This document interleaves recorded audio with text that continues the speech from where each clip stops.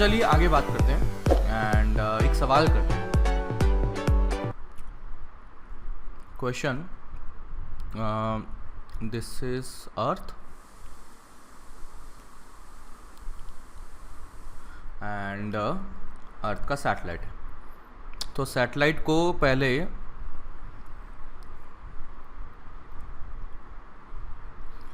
ये सेंटर से 2r distance पर मेंटेन किया हुआ है।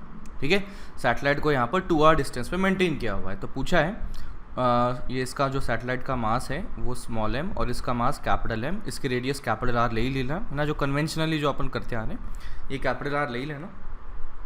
पूछा है find the energy given to satellite such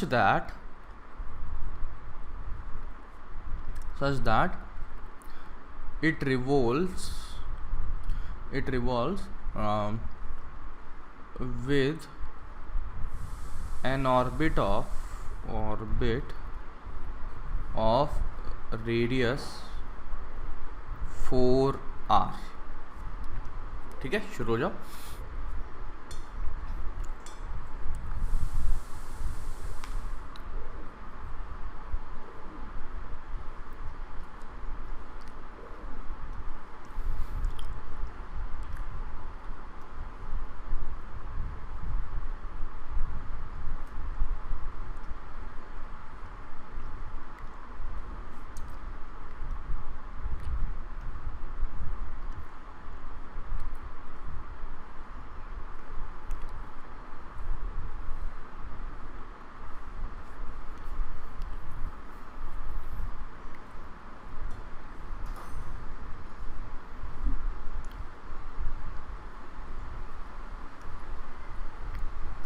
चलिए चेक करते हैं।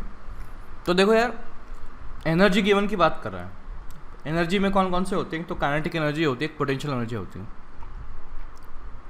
पोटेंशियल तो हमारे हाथ में है नहीं। पोटेंशियल की वैल्यू यहाँ पर 2r दूरी पर जितनी होगी उतनी होगी, उसको ना तो हम दे सकते हैं ना कुछ कम कर सकते हैं। काइनेटिक एनर्जी ज़रूर हम चेंज कर सकते हैं कि भाई अगर इसको दूसरे ऑर्बिट में अगर भगाना है तो हम इंजन ऑन कर देंगे अपना, है ना, ऐसा इंजन चालू कर देंगे और इंजन चालू कर देंगे तो सैटेलाइट हो सकता है कि अपनी दूरी बढ़ा ले। ठीक है ना, ये ध्यान रखें कि जब सैटेलाइट गोल गोल घूम रहा होता है ना अर्थ के अराउंड में, तो उसको इंजन की ज़रूरत नहीं होती, अपनी मर्जी से घूम रहा होता है वो। अपनी मर्जी से मतलब बिना किसी एनर्जी के रिक्वायरमेंट के वो घूम रहा होता है। क्या ये बात समझ पा रहे हैं कि जब कोई सैटेलाइट कांस्टेंट रेडियस के सर्कल पे घूम रहा है तो विदाउट एनर्जी वो घूम सकता है, उसको कोई रीज़न नहीं है, उसको कोई फ्यूल नहीं चाहिए उसको घूमने के लिए। क्यों? क्योंकि वो जो v स्पीड अगर जो कुछ भी उसको चाहिए था उसने अगर एक्वायर कर लिया तो वो v स्पीड की वजह से वो सर्कुलर मोशन में घूम रहा है। और सर्कुलर मोशन में घूमने के लिए मैं बोल सकता हूँ mv² बराबर r g_m1m2 बाय r²। तो इस तरीके से ये रिलेशन बन जाएगा और वो स्पीड इतनी होगी कि वो उसको सर्कुलर मोशन में घुमा देगी। तो इसका मतलब कांस्टेंट स्पीड से घूमने के लिए कोई भी इंजन की रिक्वायरमेंट नहीं है, कुछ नहीं चाहिए उसको, वो कंटिन्यूसली इनफाइनाइट टाइम तक वैसा घूमता रहेगा। नाउ अगर ऑर्बिट चेंज करना है तो उसकी एनर्जी को चेंज करना पड़ेगा, और एनर्जी चेंज करेंगे तो हमारे हाथ में कौन सी चीज़ है? सिर्फ और सिर्फ काइनेटिक एनर्जी। तो मैं देखता हूँ कि यहाँ पर जो हम चीज़ दे सकते हैं, इसके टोटल एनर्जी इनिशियल अगर देखें तो वो कितना हो जाएगा? वो है -g_m कैपिटल M अपॉन दूरी था 2r, तो टोटल एनर्जी हो जाएगा 4r। ठीक है, ये समझे ना? तो आई कैन से कि total energy initial plus energy given ये बन जाएगी उसकी फाइनल एनर्जी, और वो इतनी होनी चाहिए सच दैट कि 4r ऑर्बिट के रेडियस में वो घूम सके। तो वो होनी चाहिए टोटल एनर्जी फाइनल, और वो टोटल एनर्जी फाइनल क्या होगी? -g_m capital M upon radius कितना है? 4r, तो उसका भी आधा करना पड़ेगा। टोटल एनर्जी देखना, समझ में आ रहा है क्या लिखा? तो this is -g_m capital M upon 4r plus energy given is equal to minus G small M capital M by 8R। तो यहाँ से आ गया energy given is equal to G small M capital M upon 2 और ये कितना आ गया 8R आ गया। ठीक है, ये बन चुका है। ठीक है, तो this is the energy given, तो that is the final answer. अच्छा, मैं एक और चीज़ बता दूँ, यहाँ पर मौसम बहुत ज़्यादा ख़राब हो रहा है, अगर लाइट जा सकती है ना, इंटरनेट में कुछ दिक्कत हो सकती है, तो मतलब तैयार रहना उस तरह से मेंटली। है ना, डन।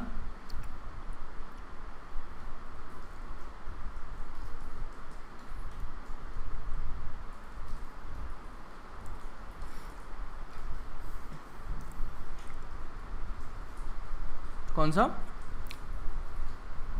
टी फाइनल के लिए ऑर्बिट देख कौन सा हो गया, 4R हो गया। तो मुझे टोटल एनर्जी अगर लिखी जाती है वो लिखी जाती है minus G small M capital M upon 2R लिखी जाती है, और R की वैल्यू इस केस में कितनी दे दी है, 4R दे दी है, तो ये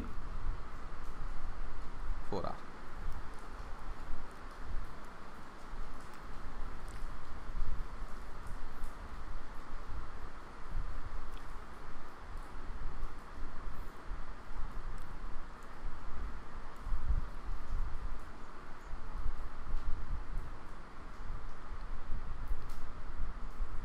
बात तो सही है तेरी। कोई बताना चाहेगा क्या हुआ डायग्राम में 2R और क्वेश्चन में 4R कैसे? डायग्राम में मैंने 2R दिया, वो इनिशियल था कि energy given to the satellite such that जो ये इस इनिशियल स्टेट से यानी कि 2R वाली रेडियस से वो 4R पे चला जाए।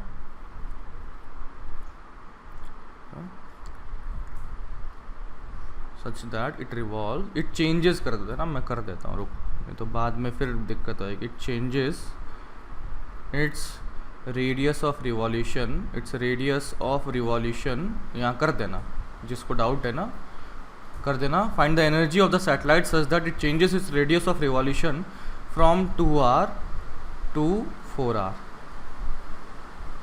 ठीक है,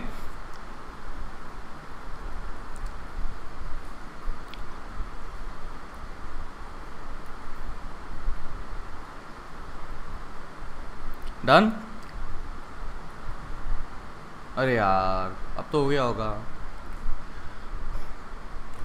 अब देखिए, एक होते हैं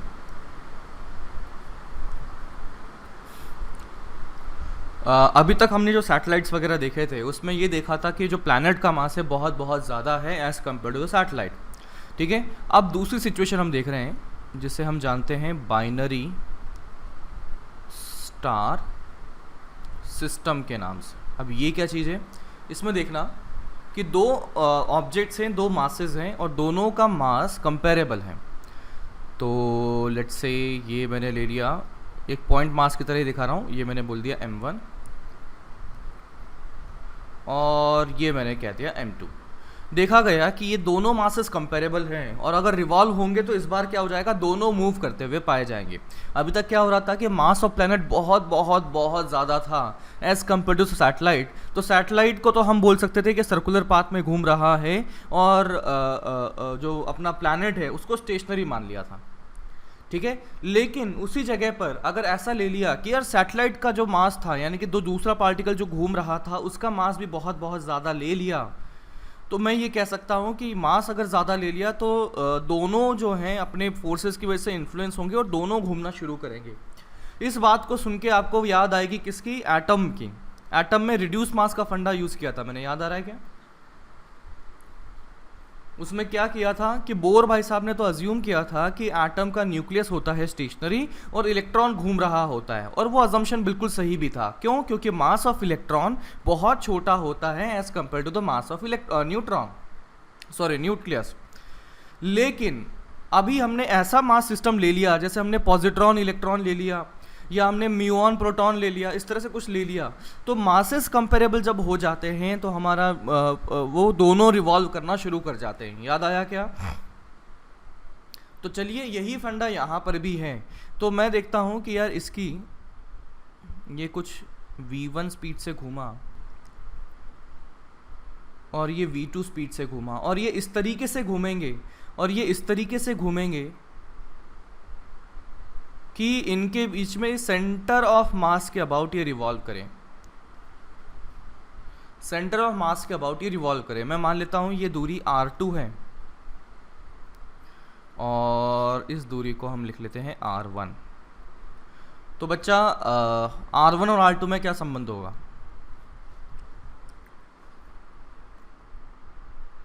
R1 प्लस R2, अरे संबंध एक होगा इस तरह से, M1 R1 centre of mass का फंडा बराबर M2 R2। एक तो सेंटर ऑफ मास का फंडा ये बन गया। दूसरा, मैं अगर इनके बीच की दूरी को R लिख लेता हूँ तो मैं लिख सकता हूँ R बराबर होना चाहिए R1 प्लस R2, ठीक है। और इससे हमारे पास क्या रिलेशन आ चुका था? इससे आ चुका था R2 by R1 is equals to M1 by M2, ठीक है। तो हमारे पास R1 R2 का रिलेशन आ चुका है, हमारे पास R बराबर R1 प्लस R2 है, तो इससे R1 और R2 की वैल्यू निकाल सकते हो क्या? बोलो कितना होगा बताओ?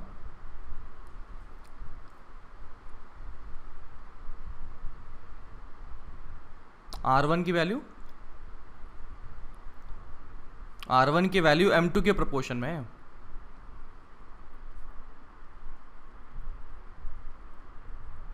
इसी तरह से अगर R2 निकाला जाए तो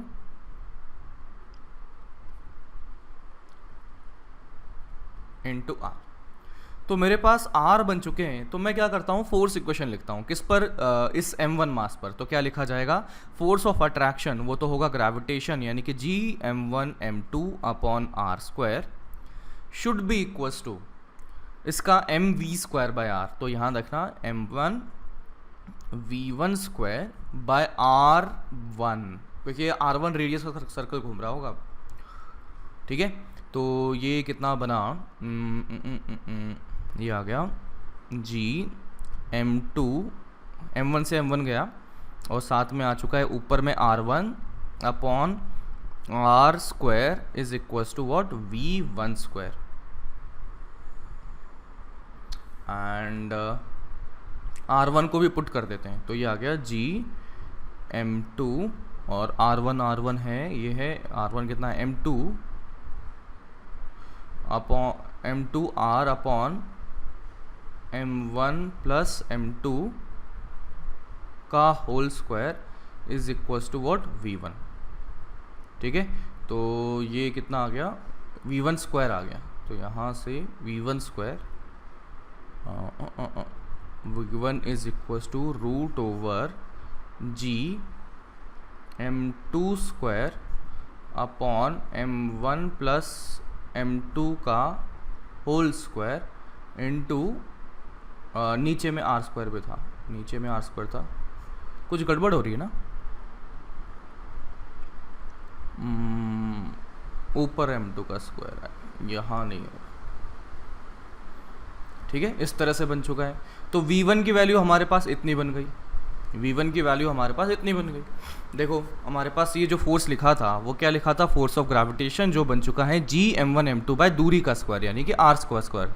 और ये सर्कल में कितना घूम रहा है? वो R1 के सर्कल में घूम रहा है। तो इसका मास था M1, V1 square upon R1, MV square by R लिखा हुआ है। तो यहाँ से M1 से M1 कैंसल आउट, तो ये बन चुका है G M2 upon R square. R1 को लेफ्ट हैंड साइड ले गए तो R1 is equal to V1 square. तो V1 स्क्वायर की वैल्यू आ गई G M2 और R1 की वैल्यू मैंने पुट कर दी, R1 बना हुआ है इतना, R1 बना हुआ है इतना। तो R1 को जब मैंने डाला तो G M2 तो पहले से ही था और ये बाद में आ चुका है M2 into R upon M1 plus M2 divided by R square, already जो यहाँ पर था। तो ऊपर भी R नीचे भी R, खत्म हो गया। तो ये कितना आ जाएगा? G M2 square upon M1 plus M2 into R। इसी तरीके से अगर मैं लिखता हूँ V2, तो ये कितना आ जाएगा? ये आ जाएगा रूट, बोलो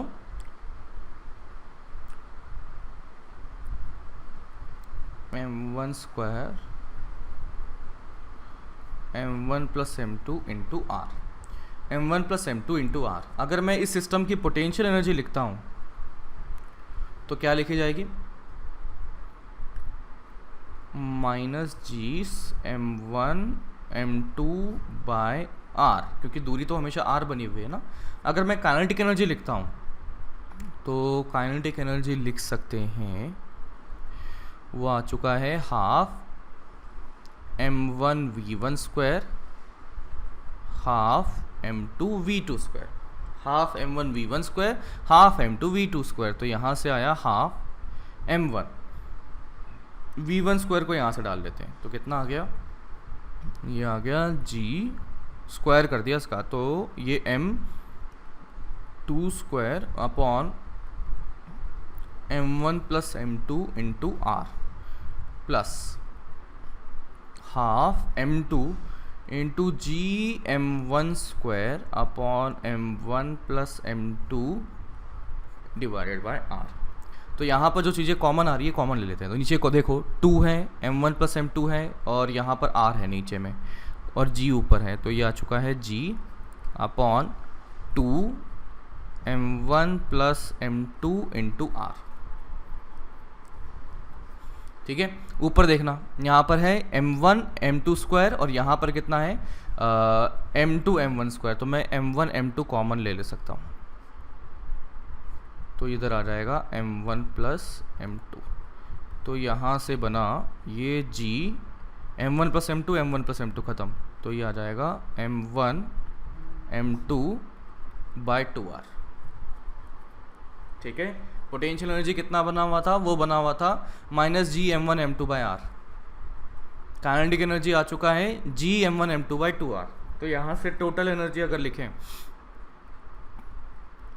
तो वो बन जाएगी potential energy plus kinetic energy, और वो बन जाएगा minus G m1 m2 bye 2r, है ना, minus G m1 m2 by r और ये प्लस जी m1 m2 बाय 2r, तो minus G m1 m2 bye 2r। तो टोटल एनर्जी इस तरह से बना हुआ है।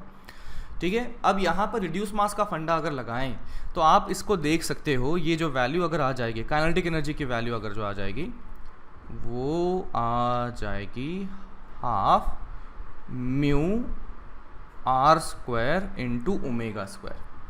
म्यू क्या है, mu is reduced mass, reduced mass, और इसकी वैल्यू हो जाती है m1 m2 upon m1 plus m2।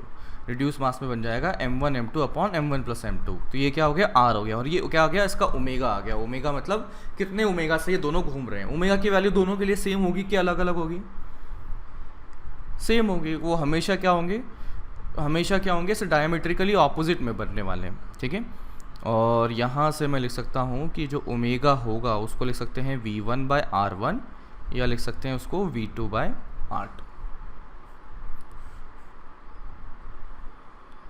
तो बाइनरी स्टार सिस्टम को कैसे एनालाइज करना है हम देख सकते हैं। बिल्कुल अपने पास फोर्स इक्वेशन तो हमेशा यही बनेगी, इसका कोई लोड ही नहीं है।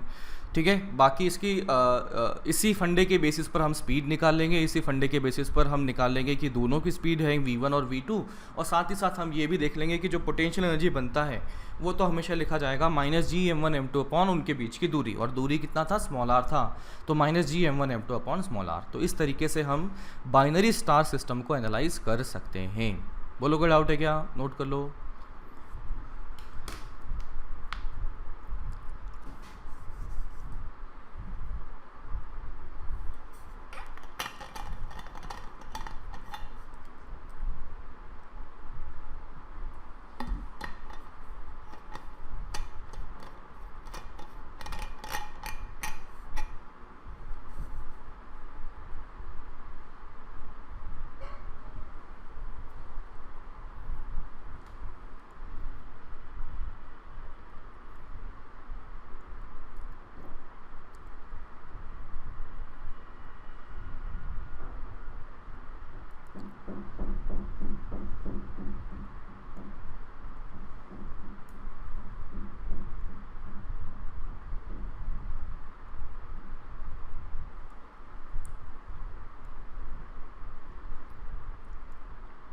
डन।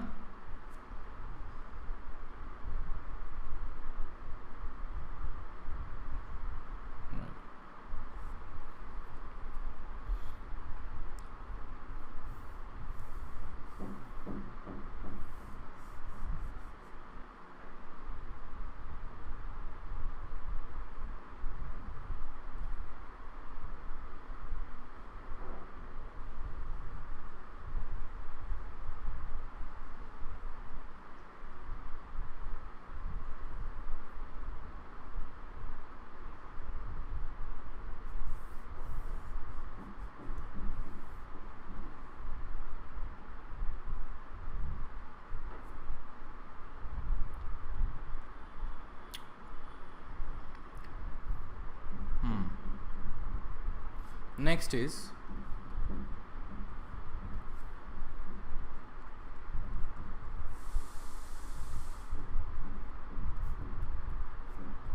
Kepler's law. ठीक है, कैपलर्स लॉ। तो भाई कैपलर्स लॉ के बारे में थोड़ी सी जानकारी ले लेते हैं कि क्या है। तो देखिएगा, सबसे पहले तो हमारे पास जो लॉ ऑफ ग्रेविटेशन है वो किसने दिया था बोलो? न्यूटन ने दिया था। और न्यूटन जो है अपना 1650-70 के आसपास एक्टिव थे।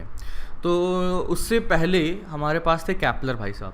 तो कैपलर भाई साहब थे मैथमेटिशियन। क्या थे? मैथमेटिशियन थे। इनको मैथ्स करना पसंद था। तो उनसे पहले भी एक साइंटिस्ट थे जो कि कोपेनहेगन में अपने ऑब्जर्वेशन लेते थे। शायद वो कोपरनिकस था या ऐसा कुछ, मुझे आई एम नॉट श्योर। तो वो साइंटिस्ट क्या थे, वो अपने मतलब बहुत पैसे वाले थे। तो उनके पास पूरा एक आइलैंड था। तो वो टाइम पास करने के लिए क्या करते थे, स्टार्स को ऑब्जर्व करते थे, है ना। खूब पैसे वाले थे तो सबने अपने शौक होते हैं। कुछ लोग क्या करते हैं, कुछ लोग क्या करते हैं। तो उन भाई साहब का शौक ये था कि अपने आइलैंड पे जाते थे और उस आइलैंड पर जाके वो स्टार्स को ऑब्जर्व करते थे कि भाई कैसे मूव कर रहा है, कि हाँ आज यहाँ पर है, आज यहाँ पर है, आज यहाँ पे, आज यहाँ पे। तो और उन स्टार्स को नोट डाउन कर लेते थे कि हाँ भाई उसकी लोकेशन क्या है, उसकी लोकेशन क्या है, उसकी लोकेशन क्या है। ये इनकी हॉबी थी, ये इनका टाइम पास था। ध्यान दो, ये उस टाइम की बात कर रहे हैं ना जब मोबाइल था ना कोई टीवी थी, है ना।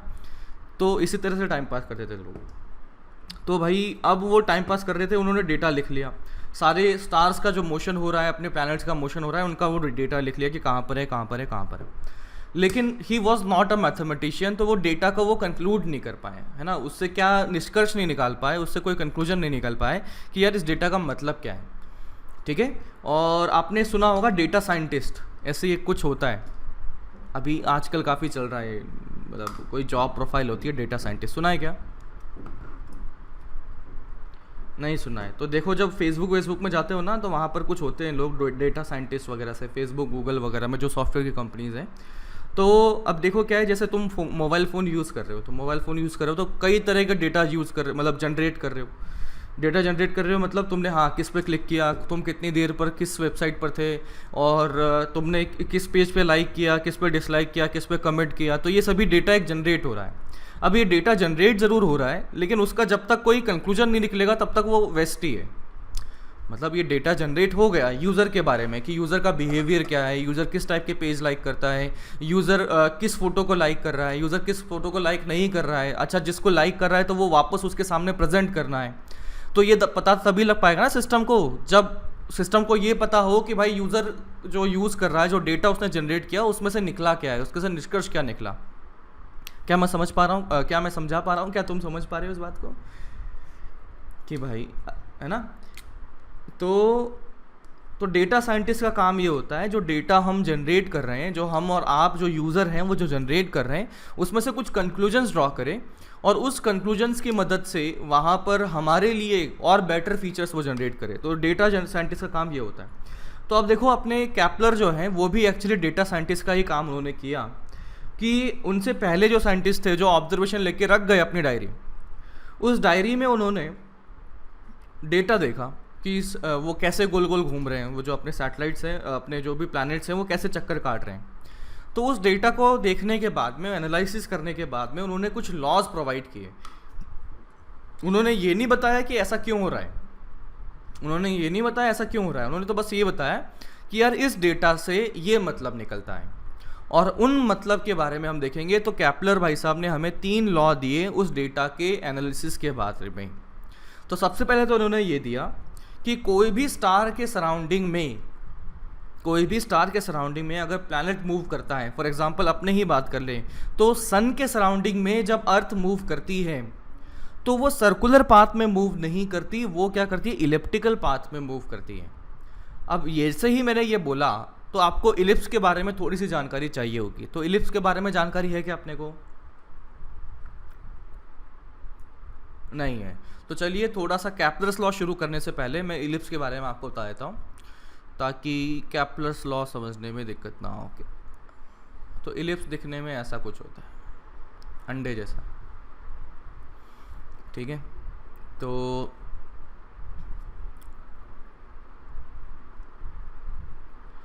ये चीज़ें वैसे मैथ्स में आप बहुत डिटेल में पढ़ोगे, मैं तो बस टच करूँगा, जो अपने काम की चीज़ें हैं वही बता के अपन निकल लेंगे आगे। तो देखिएगा, मैंने बोला ये जो दूरी है इसे ए कहा गया, ठीक है, इसे ओरिजिन कहा गया, ओरिजिन के अबाउट ले रहे हैं, और इस दूरी को बी कहा गया। तो आप देख सकते हैं ए वाली दूरी जो है वो ज़्यादा है, और इनफैक्ट यहाँ से लेकर यहाँ तक की दूरी हो जाती है 2a, है ना। इसके अगर मैं पॉइंट्स लिखता हूँ, ये आ जाता है a,0 and this point is coming out to be -a,0। Similarly अगर इसे लिखा जाए तो यह है 0,b, और इसे लिखा जाए तो वो है 0,-b। तो देखिएगा इस तरह से हमारे पास बन चुके हैं सभी पॉइंट्स। तो a जो को लिखा जाता है, a को लिखा जाता है सेमी, बिल्कुल आपने तो कहा था आपने नहीं पढ़ा है,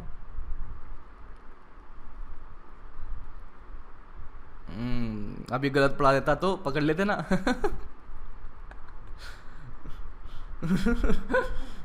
प्लान था ना मुझे पकड़ने का।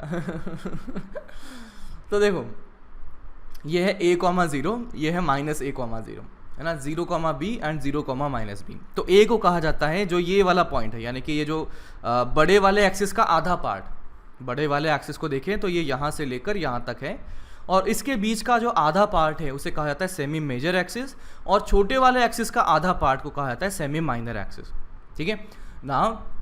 इसके अलावा अब एलिप्स के 2 पॉइंट होते हैं, इनको कहा जाता है फोसाई,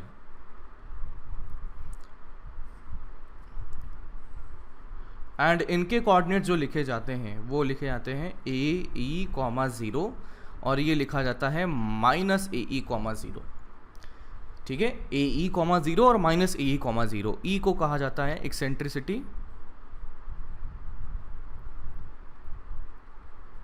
और उसकी जो वैल्यू होती है वो होती है 1 - b²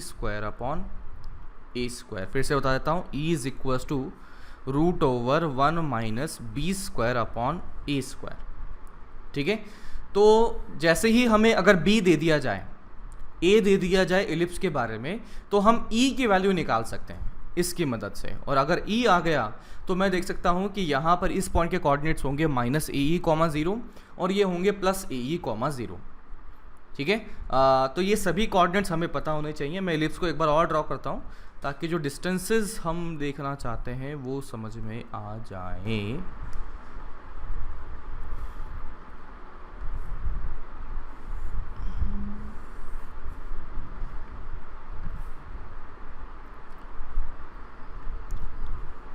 ये दूरी कितनी होगी?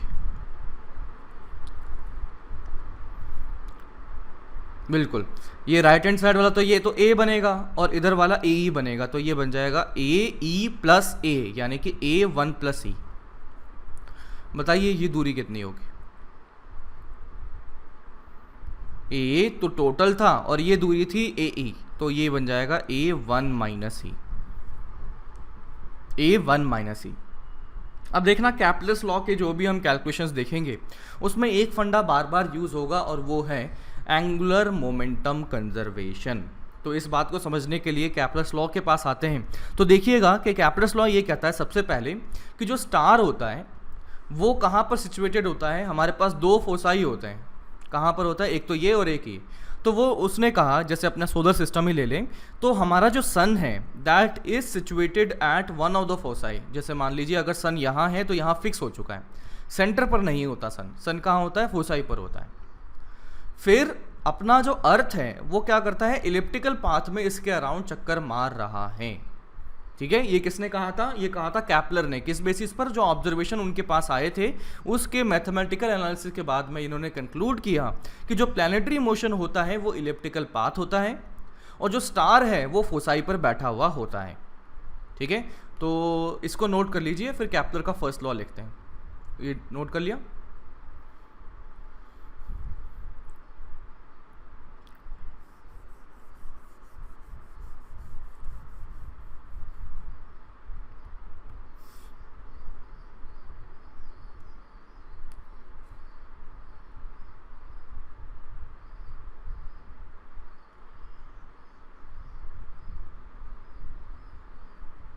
अभी वापस कैपलर में पूरा डिटेल में बात करें, पहले ये इलिप्स खत्म कि अर्थ सन के अराउंड घूमती है तो गोल नहीं घूमती, सर्कुलर नहीं घूमती, इलिप्टिकल पाथ में घूमती है। और सन सन फोकस पे बैठा होता है, इलिप्टिकल पाथ है उसमें घूम रहा होता है।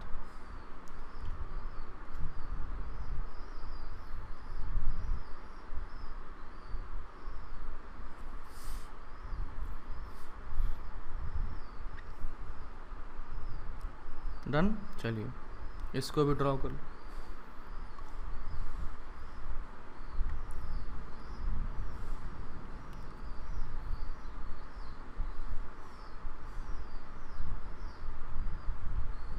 चलें,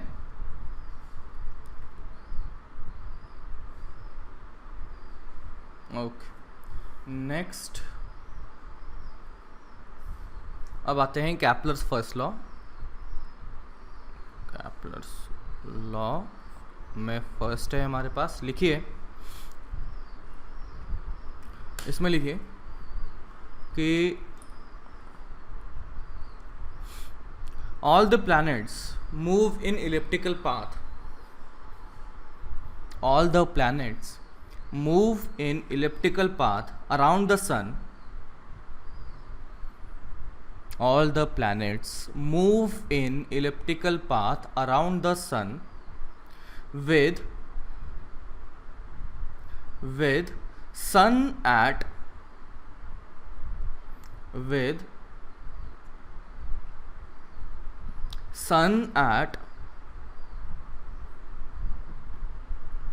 one of its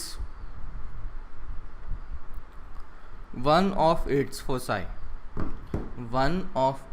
दो होते हैं ना, उसमें से एक पर कहीं होता है, वन ऑफ इट्स फोसाई, ठीक है। सेकंड, अब सेकंड के लिए थोड़ी सी कैलकुलेशन हम देख लेते हैं, तो ये देखिएगा,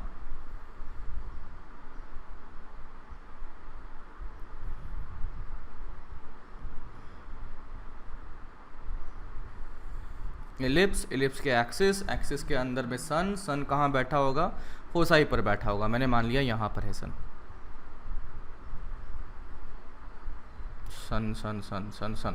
ठीक है, ये आ गया अपना सन। फिर अर्थ घूम रही है तो गोल चक्कर काट रही है, तो कभी यहाँ पर भी पहुँची होगी।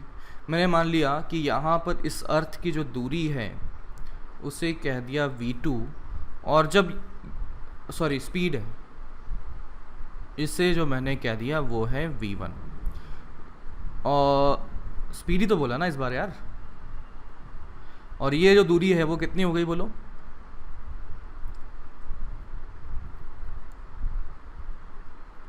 और ये दूरी बताए कितनी हो गई, a1 माइनस सी। अच्छा, पूरे जो मोशन हो रहा है इसमें सिर्फ और सिर्फ ग्रेविटेशनल फोर्सेस लग रहे हैं, तो I can say mechanical energy conserve रहेगा। तो चलिए थोड़ी सी कैलकुलेशन कर लेते हैं, फिर सेकंड लॉ की बात करते हैं। तो मैं देख सकता हूँ कि यहाँ पर सन के अबाउट अगर मैं टॉर्क देखता हूँ ऑन अर्थ या प्लैनेट, तो लिख सकते हैं टॉर्क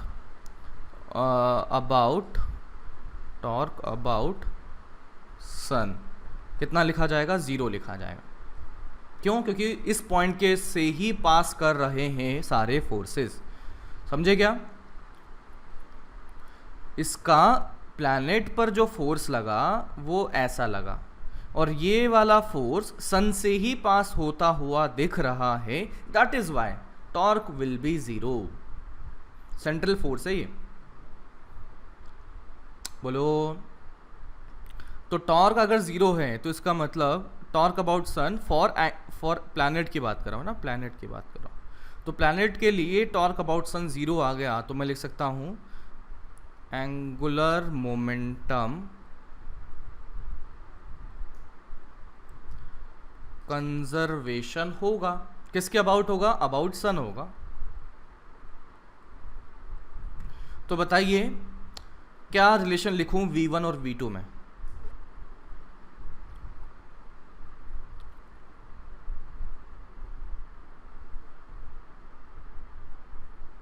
बिल्कुल सही। देखो यहाँ पर क्या होगा, मास ऑफ प्लैनेट को मैं लिखता हूँ mp, ठीक है, मास ऑफ सन को ms लिखूंगा। तो मास ऑफ प्लैनेट हो चुका है mp, और इस इंस्टेंट पर जो इसकी दूरी है वो है a into one plus E, और इसकी स्पीड जो पाई गई वो है v2। तो मैं इसका एंगुलर मोमेंटम अगर लिखूं तो वो होगा mvr, यानी कि m v2 a1 प्लस ई। बोलो समझ में आया क्या? इसी तरीके से इस पॉइंट पर अगर एंगुलर मोमेंटम लिखें तो वो हो जाएगा mass of planet mp v1 a into one minus ई।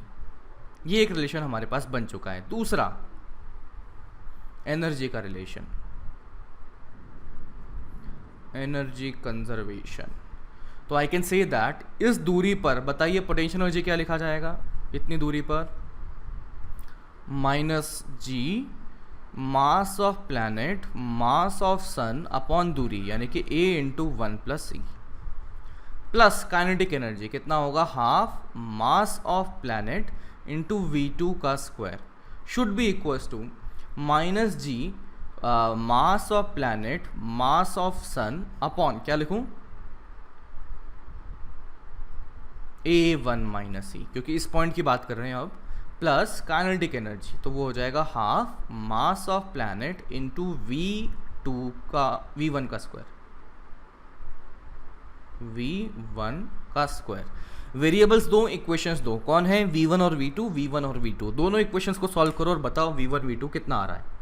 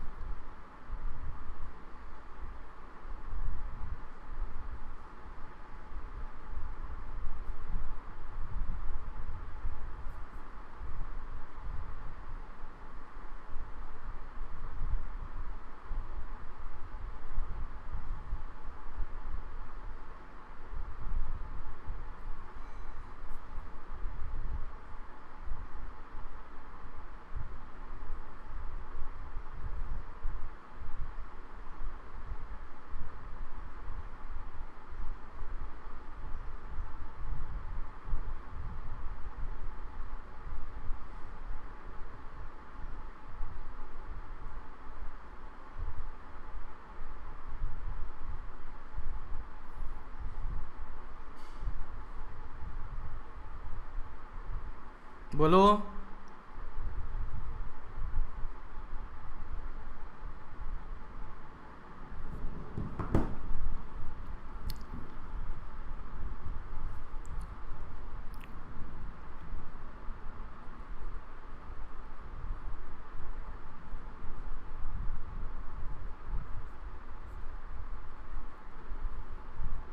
ऐसा ही कुछ है। देखो v1 और v2 का संबंध आ चुका है इतना, ठीक है, इसको मैं यहाँ यूज़ कर लेता हूँ। तो एनर्जी में तो ये बन चुका है, किस चीज़ को काट सकते हैं अपन, mp mp mp mp सब जगह है, तो इसको हटा दो, mp mp mp mp, इसके अलावा किसी को नहीं काट सकते। तो अब देखना, मैं पुट करता हूँ minus G ms upon a 1 plus e plus 1/2 v2 square is equals to minus G ms upon a 1 minus e plus half v1 square. तो v1 की जगह मैं ये इतना यूज़ कर लेता हूँ, ये आ जाएगा v2 square 1 plus E upon 1 minus E का होल स्क्वायर। तो अब थोड़ा सा रीअरेंज करना पड़ेगा। तो देखो मैं क्या कर लेता हूँ, इधर आ गया हाफ v2 स्क्वायर इधर था और हाफ v2 स्क्वायर इधर से आया, तो 1 minus 1 plus E upon 1 minus E का whole square. Is equals to, इसको राइट हैंड साइड ले गए तो कितना आ जाएगा, this one would be minus G M S upon A, और इसको कॉमन लिया तो ये आ जाएगा 1/1 माइनस ई, और ये इधर आ जाएगा तो प्लस होगा, प्लस नहीं माइनस तो बाहर ले ही लिया ना, तो माइनस में आएगा 1/1 प्लस ई। समझ में आ रहा है ना? तो ये आ गया हाफ v2 स्क्वायर, और इसको किया तो ये 1 माइनस ई का स्क्वायर, 1 माइनस ई का whole square minus 1 plus E का whole square upon 1 minus E का होल स्क्वायर, और यहाँ बनेगा minus of G M S upon A, और इधर बन जाएगा 1 माइनस ई, और ये आ जाएगा 1 प्लस ई, ऊपर आ जाएगा 1 प्लस ई माइनस 1 माइनस ई।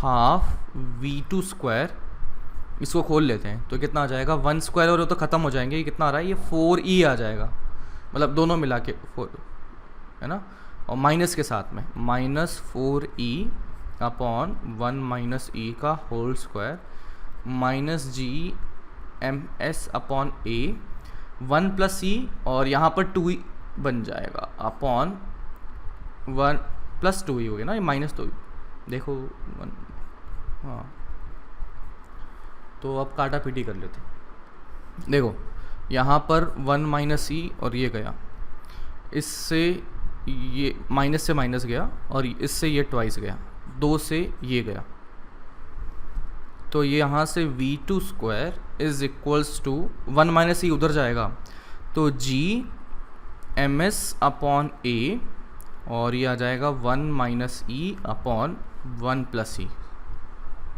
ठीक है, और इसका ये v2 स्क्वायर आया, तो v2 is equals to root over G M S upon A 1 minus E upon 1 plus E, तो v2 आ गया, तो v1 क्या होगा बोलो,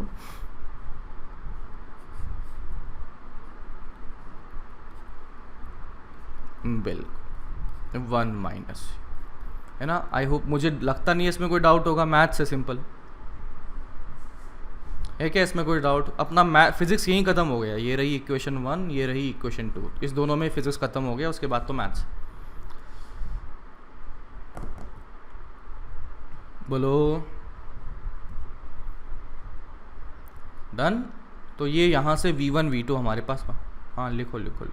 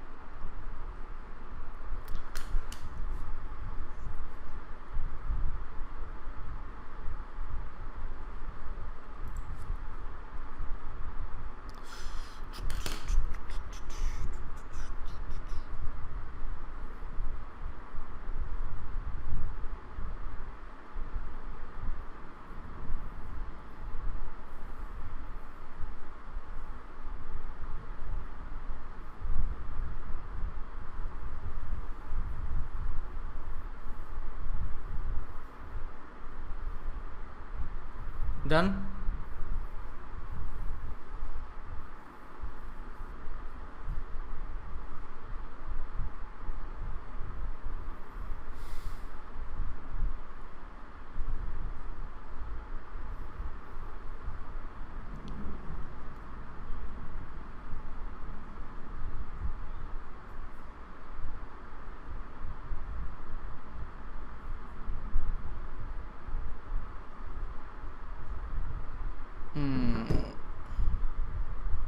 हम्म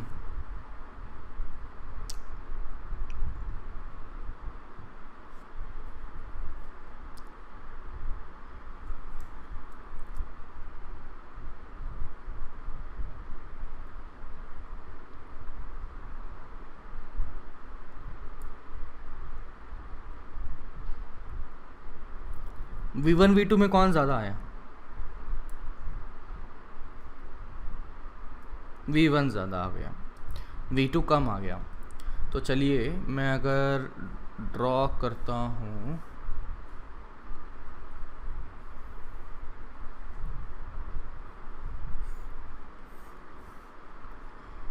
सन यहाँ बनाया था एंड इसे मैंने बनाया था V1 एंड इसे कहा था V2 कहा था।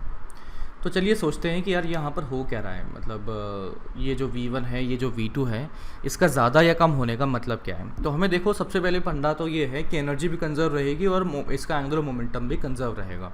और एंगुलर मोमेंटम कंजर्व रहेगा तो देखो यहाँ से इसकी दूरी ज़्यादा है तो स्पीड कम हो गई।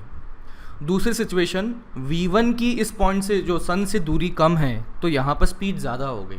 तो एक्चुअली इसका जो मोशन होगा ना वो ऐसा नहीं होगा कि स्पीड कांस्टेंट है, ऐसा होगा कि यहाँ पे ऐसा शो, ऐसे धीरे धीरे धीरे धीरे धीरे, और फिर यहाँ से शो ऐसे, फिर यहाँ पे धीरे धीरे धीरे धीरे धीरे धीरे, फिर यहाँ पर ऐसे शो। समझ रहे हो?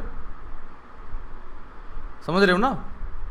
ये ऐसे कांस्टेंट स्पीड से नहीं जाएगा, ये जो है ऐसे जाएगा, यहाँ पे बहुत तेज़ी से जाएगा और फिर यहाँ जैसे जैसे दूर होता जाएगा वैसे वैसे स्पीड कम होती जाएगी।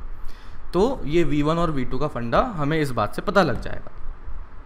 चलिए अब आते हैं, हाँ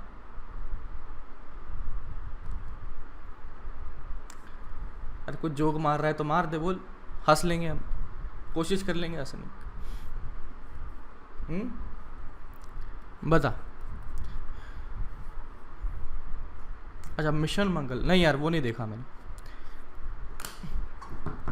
क्यों मतलब नहीं देखा? नहीं देखा, ये कोई कंपलसरी थोड़े ना है। हाँ ले सेकंड लिखो, सेकंड लिखो, ऑल द प्लैनेट्स।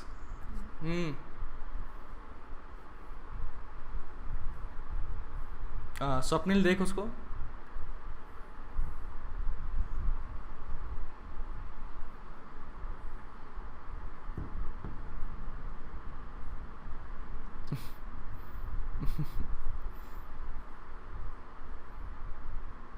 ठीक है, लिखें second, all the planets swap, all the planets swap equal area, equal area in equal interval of time, equal area in equal interval of time,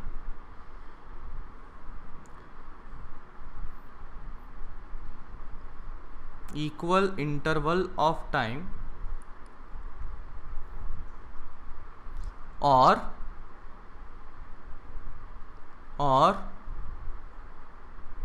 aerial velocity, aerial velocity for a planet, aerial velocity for a planet remains constant, remains constant। अब इसका मतलब क्या है? तो देखो अभी lockdown में तुम फंसे हुए हो, घर पे फंसे हुए हो। अब घर पे फंसे हैं तो तुम्हारी मम्मी तुम्हें काम भी देती होगी, झाड़ू भी लगवाती होगी, लगवाती है क्या? है ना, शर्म आ रही है सर, लेकिन हाँ लगवाती है। एक्सेप्ट करना, एक्सेप्ट करने प्रेस्टीज पे लग जाएगी एक्सेप्ट करने में। तो चलो अपना अंदर ही अंदर एक्सेप्ट कर लो, बाहर बताने की ज़रूरत नहीं है। तो इमेजिन करो कि यहाँ पर तुम खड़े हो, है ना, यहाँ पर तुम खड़े हो। अरे चुप रहे, अभी घर आके चेक करूँगा ना, पोछा लगता हुआ पाया जाएगा। तो यहाँ पर देखो कि इस पॉइंट पर अगर तुम मान लो खड़े हो और तुमने झाड़ू ले रखा है अपने हाथ में, है ना, तुमने झाड़ू ले रखा है अपने हाथ में, तो अब ये ऐसा समझ लो ये झाड़ू था, है ना, ऐसा समझ लो ये झाड़ू था। तो झाड़ू ने क्या किया? एरिया स्वाइप किया। तो झाड़ू से तुमने ऐसा स्वाइप किया तो इतना एरिया में से तुमने धूल निकाल दी, ठीक है। तो इसमें जो भी टाइम लगा होगा, जो भी कुछ भी टाइम लगा होगा, मैंने मान लिया dt, इसका जो एरिया तुमने कवर किया, ये जो तुमने यहाँ पे झाड़ू निकाला वो क्या बोल दिया? d है। छोटा सा जितना कुछ भी एरिया होगा मुझे नहीं पता, मैंने मान लिया d है। तो ये जो कैपलर लॉ कहता है, क्या कहता है कि इसका जो तुम्हारी झाड़ू लगाने का जो एरिया की रेट है वो क्या रहती है, कांस्टेंट रहती है। वो क्या रहती है, कांस्टेंट रहती है। मतलब मान लो 1 सेकंड में तुमने जितना एरिया कवर किया, या प्लैनेट ने जितना यहाँ पर यहाँ से यहाँ जाने में जितना एरिया यहाँ से कवर किया, अगले 1 सेकंड में भी उतना ही एरिया कवर करेगा, अगले 1 सेकंड में भी उतना ही एरिया कवर करेगा। तो आपके दिमाग में आएगा सर ऐसे कैसे हो सकता है, यहाँ तो स्पीड ज़्यादा थी, सॉरी यहाँ तो स्पीड कम थी, तो यहाँ स्पीड कम थी तो इसका एरिया भी कम हो जाना चाहिए, यहाँ पे तो स्पीड ज़्यादा थी तो इसका एरिया भी ज़्यादा हो जाना चाहिए। ऐसा होगा क्या, दिमाग में आ रहा है क्या, बोलो? तो अगर ऐसा हुआ तो ये सोचो कि एरिया के लिए ये ट्राइंगल इमेजिन कर लो थोड़ा सा, है ना, एक रफली एक ट्राइंगल इमेजिन कर लो, और ये ट्राइंगल के लिए अगर मैंने देखा तो ट्राइंगल का एरिया होता है हाफ बेस इंटू हाइट।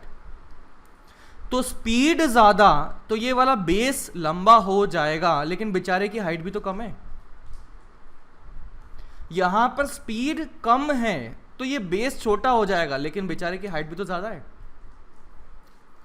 तो ऐसा फंडा फाइनली बन रहा है, ऐसा फंडा फाइनली बन रहा है कि यहां पर जो नेट इसका एरिया स्वाइपिंग का जो रेट बना हुआ है वो कांस्टेंट आ जाता है, यानी कि dA/dt कांस्टेंट बन जाता है।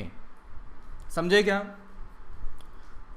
तो चलिए एक सवाल करते हैं और फिर देखते हैं कितना समझ में आया। तो मैंने देखा ये अपना इलिप्टिकल पाथ है, दिस ये बने हुए हैं हमारे दैट एक्सिस, और यहाँ पर हमने सन को बैठा दिया। सन को बैठाया तो अब मैं देखता हूँ कि प्लैनेट जो है कहाँ से कहाँ गया। प्लैनेट यहाँ से यहाँ गया, तो पाथ नंबर 1। प्लैनेट यहाँ से यहाँ गया, तो पाथ नंबर 2। तो पूछा है बताइए पाथ 1 का टाइम और पाथ 2 का टाइम में क्या रिलेशन होगा, आपस में बराबर होंगे, एक बड़ा होगा एक छोटा होगा, क्या रिलेशन होगा?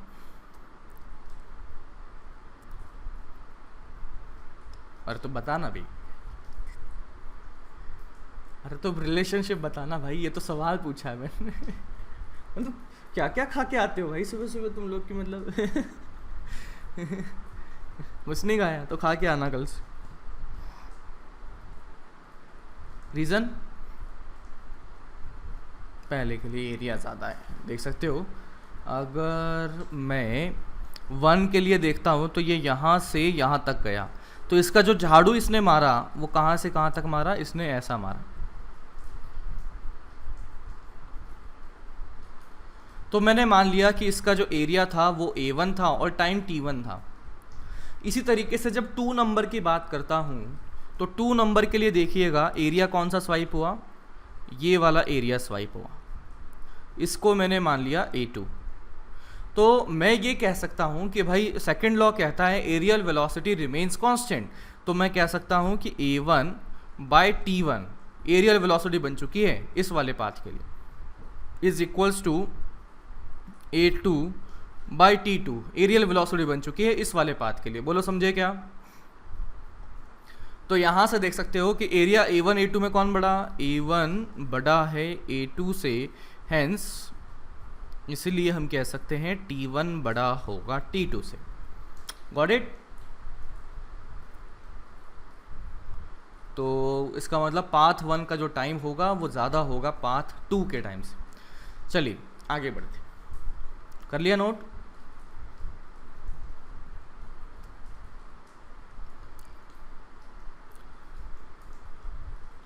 अगर मैं करता हूँ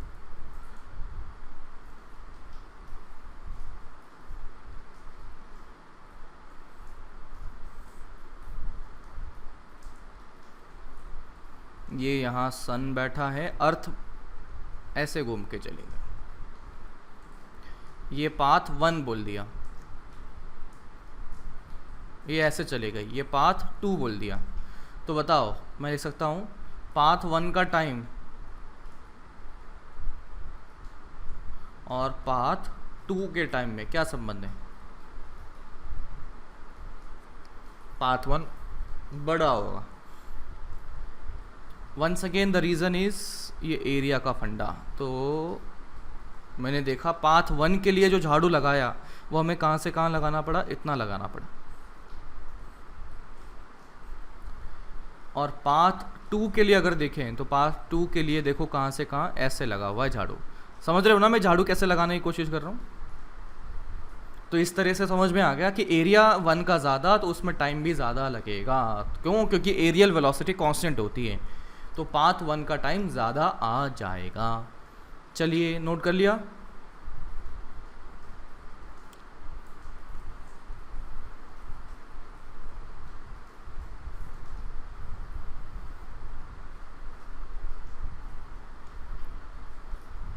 ठीक है, इसमें सवाल लिखिएगा, इसमें पार्ट ए। अच्छा अपना टाइम हो गया, अभी आनंद सर आ जाएंगे, छोड़ो। ठीक है, अब आपका काम क्या है, एनसीईआरटी खोलना और इसका डेरिवेशन ढूंढना है ना। इसका डेरिवेशन ढूंढ के आना, अगर एनसीईआरटी में नहीं मिलता है नेट से ढूंढ के आना और इसका डेरिवेशन देखना। किसका? डी/dt कांस्टेंट, कैप्लर्स लॉ से। ठीक है ना, योर वर्क इज डेरिवेशन ढूंढ के आए। ठीक है, आपके दिमाग में आएगा कि यार ये तो लॉ है तो डेरिवेशन कैसे होगा, लेकिन लॉ जो दिया था वो कैप्लर ने दिया था, उसके बाद में थोड़ी सी हमारी नॉलेज बढ़ चुकी है और उस नॉलेज के बेसिस पर हम उसको डिराइव कर सकते हैं, है ना। ग्रेविटेशन लॉ भी तो बाद में देख लिया है हमने कैप्लर के बाद में, तो कुछ फंडे के बेसिस पर हम इसको डिराइव कर सकते हैं और देयर इज़ नो इशू। ठीक है, बोलो ओके। तो चलिए अभी इतना ही रखते हैं। आपका सेकंड लॉ का डेरिवेशन करके आना है और होमवर्क में क्या करेंगे, होमवर्क में आप अभी मैं आज ग्रेविटेशन की एक्सरसाइज वो अपलोड कर दूंगा, उसमें से कुछ सवाल दे दूंगा, अनाउंसमेंट सेक्शन में देख लेना। ठीक है, ओके बच्चा, चलिए बाय बाय।